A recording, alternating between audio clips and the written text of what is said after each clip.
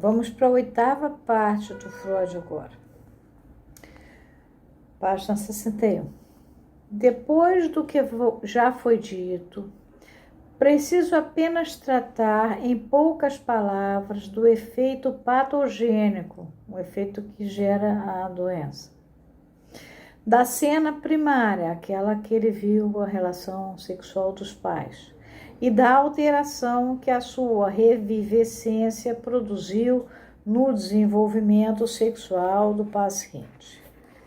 Investigaremos apenas um dos seus efeitos ao qual o sonho deu expressão.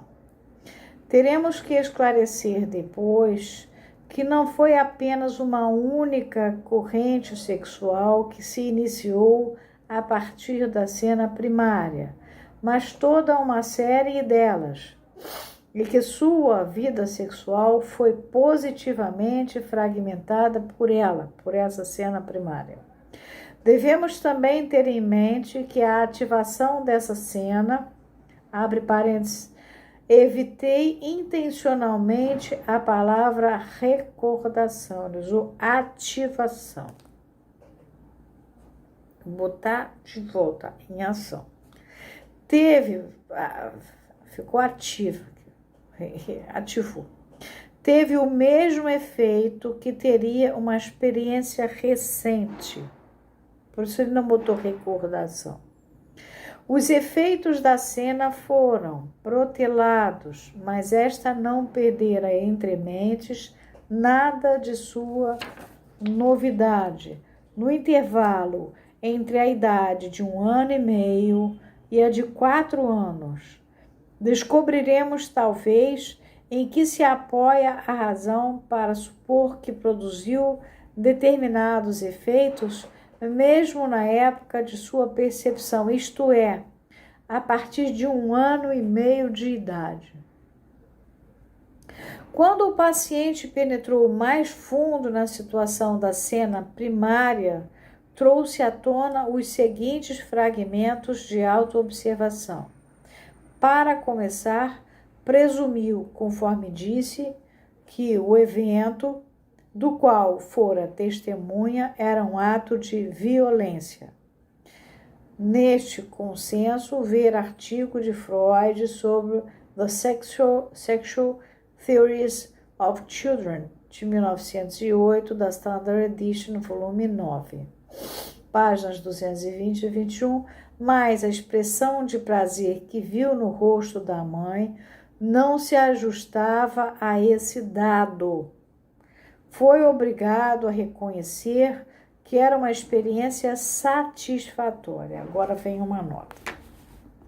Poderemos talvez fazer mais justiça a essa afirmação do paciente, supondo que o objeto de sua observação foi, em primeira instância, um coito na posição normal, que não pode deixar de produzir a impressão de ser um ato sádico, e que somente depois disso é que a posição foi alterada, de forma a dar-lhe oportunidade de fazer outras observações e juízos. Essa hipótese, contudo, não foi confirmada com segurança e, ademais, não me parece indispensável.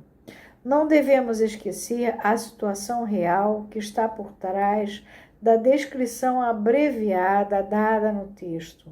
O paciente sob análise, com mais de 25 anos de idade, estava colocando as impressões e impulsos dos seus 4 anos em palavras que não poderia jamais encontrar naquela época. Se deixamos de perceber isso, pode facilmente parecer cômico e inacreditável que uma criança de 4 anos fosse capaz de tais juízos técnicos e noções aprendidas. É simplesmente mais um exemplo de ação preterida. Com 1 ano e meio, o menino recebe uma impressão a qual é incapaz de reagir adequadamente. Só consegue compreendê-la e ser afetado por ela quando a impressão é revivida por ele aos 4 anos. E somente 20 anos mais tarde, durante a análise, está apto a compreender, com processos mentais conscientes, o que então acontecia com ele. O paciente desconsidera justificadamente os 3 períodos de tempo e coloca seu eu presente na situação que se passara havia muito. E nisso o seguimos, uma vez que, com auto-observação e interpretação correta, o efeito deve ser o mesmo, como se a distância entre o segundo e o terceiro períodos de tempo pudesse ser negligenciada. Além do mais, não temos outro meio de descrever os eventos do segundo período. Abre uma chave. Essa teoria da ação preterida já fora exposta por Freud em Estudos sobre a Histeria, de 1895, ao discutir o que então denominou histeria de retenção. Na Standard Edition está no volume 2, página 210. Ofereceu também uma descrição muito elaborada dos seus efeitos na histeria na segunda parte de um trabalho publicado póstumamente, o Project de 1950, é o projeto de psicologia para neurologistas. Escrito também em 1895. Aquele que eu falei que ele guardou na gaveta, se pautava por ele, mas não falava dele. Mas nesses primeiros esboços da teoria, os efeitos das cenas primárias foram preteridos, pelo menos até a época da puberdade, e as próprias cenas primárias jamais foram imaginadas acontecendo numa idade tão prematura quanto no caso presente. Continua o Freud. O que era essencialmente novo para ele em sua observação da relação sexual entre os pais era a convicção da realidade da castração, uma possibilidade com a qual seus pensamentos já se haviam ocupado anteriormente. A visão das 2 meninas urinando, a ameaça da sua nania, a interpretação que a governanta deu aos confeitos em forma de bastão, a lembrança do pai despedaçando a cobra com uma vara, porque agora via com os próprios olhos a ferida da qual a babá havia falado e compreendia que a existência dessa ferida era uma condição necessária para a relação com o pai.